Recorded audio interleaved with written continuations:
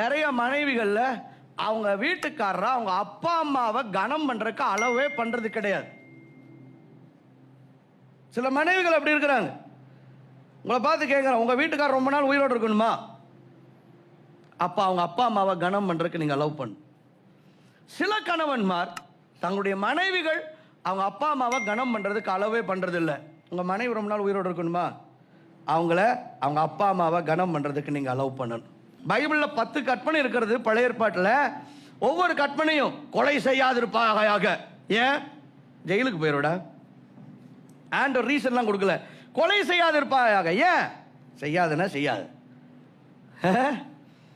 திருடாதிருப்பாயாக. ஏன்? சொன்னதை மட்டும் செய். திருடாதிருப்பாயான இப்படி ஆண்டவர் எதுக்குமே எக்ஸ்பிளனேஷன் கொடுக்கல. ஆனா ஒரே ஒரு கற்பனை மட்டும் ஆண்டவர் சொல்லிட்டு எதுக்காக அதை செய்யணும் அப்படிங்கிறார்.